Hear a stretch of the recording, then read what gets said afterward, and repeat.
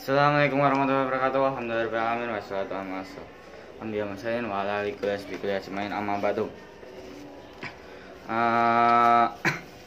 Yang terhormat Abiyani Umi Ida selaku pengasuh pondok pesantren Seperkan Larbang Nifida. Yang terhormat Dewan Guru Madrasah Mas Anamiyah.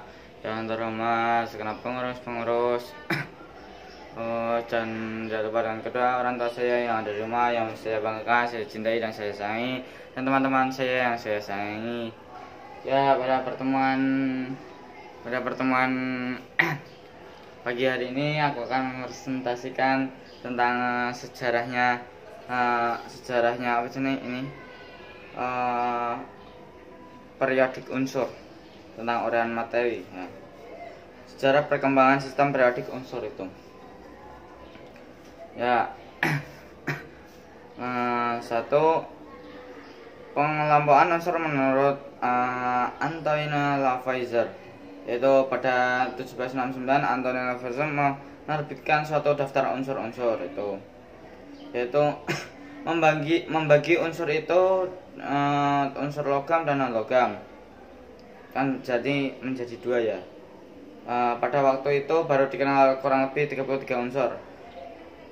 Menurut metode paling sederhana itu, unsur-unsur logam sendiri masih banyak perbedaannya, yaitu sifat logamnya dan non logamnya.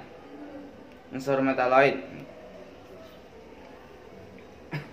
Yang lanjut, yang B, tentang triade Dobereiner, yaitu kemiripan sifat ke dalam 3 kelompok, yaitu tentang triade. Unsur pertama yaitu tentang merupakan sifat antara unsur pertama dan unsur ketiga. Dia juga menemukan bahwa massa atom unsur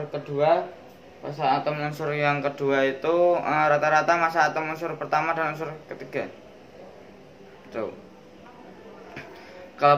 Kelebihan dari teori ini adalah keteraturan setiap unsur yang sifatnya mirip massa atom. Tuh. Yang lanjut yang C. Yang C itu pengelompokan unsur menurut John Newland, yaitu dia melanjutkan upaya pengelompokan tentang unsur-unsur tadi, yaitu menurut kenaian massa atom dan keterkaitan dengan sifat unsur. Kenaian massa atom relatifnya, yaitu tentang unsur akan terulang pada setiap unsur ke-8. Pengulangan not lagu oktav, yaitu sehingga disebut hukum oktav, law of octaves.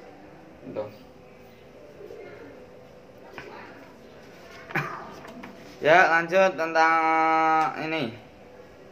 Oh ya, masih oktav ya. Oktav yang isinya lebih dari 8 unsur, yaitu ini tidak cocok yang massa atomnya sangat besar.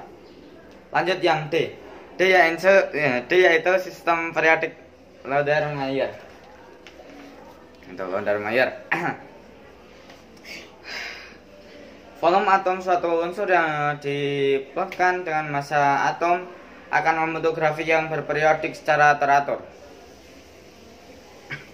Itu menurut Mayer, volume atom yaitu suatu unsur yang diplotkan dengan massa atom tersebut akan membentuk grafik yang berperiodik secara teratur. Misalnya unsur logam alkali yaitu Na, K, dan Rb berada di puncak. Terdapat unsur-unsur yang masanya lebih besar letaknya di depan unsur yang masanya lebih kecil. Yang E, sistem periodik Mendeleev.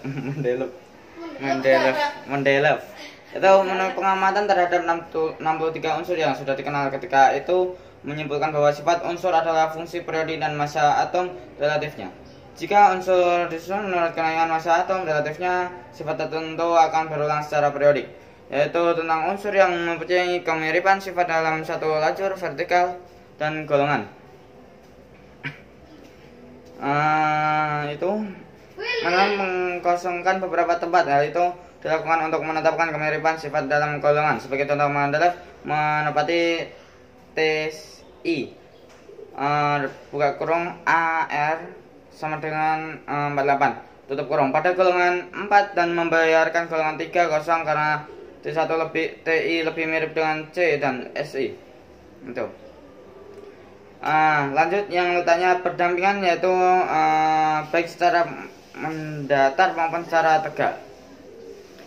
Kelebihan itu pembetulan massa atom, yaitu kemampuannya yaitu memprediksi unsur baru serta sifat-sifatnya yang belum diketemukan. Yang masanya lebih terdapat unsur-unsur yang masanya lebih besar letaknya di depan unsur yang masanya lebih kecil. Tellurium. Itu. Dikarenakan unsur yang mempunyai kemiripan sifat diletakkan dalam satu golongan. Lanjut yang terakhir yaitu F. F yaitu periodik modern dari Henry G. Moseley. Itu melakukan eksperimen pengukuran panjang gelombang unsur menggunakan sinar X. Yaitu sifat dasar atom bukan didasari oleh massa atom relatif, melainkan berdasarkan kenaikan jumlah proton. Unsur yang memiliki massa atom berbeda, yaitu penyempurnaan hukum periodik Mendeleev, itu disusun berdasarkan dikenalkan nomor atom dan kemiripan sifat. Sistem periodik yang modern yaitu terdiri atas 7 periode dan 8 golongan. Setiap golongan dibagi lagi menjadi 8 golongan, yaitu golongan A, buka kurung 1A dan 8A, tutup kurung, dan 8 golongan B, 1B dan 8 golongan B, yaitu menurut unsur-unsur golongan A yaitu disebut golongan utama, sedangkan golongan B disebut golongan transisi. Itu cukup sekian presentasi dari saya, kurang lebihnya mohon dimaafkan. Bila ada salah kata maupun kurang berkenan ya mohon dimaafkan. Wassalamualaikum warahmatullahi wabarakatuh.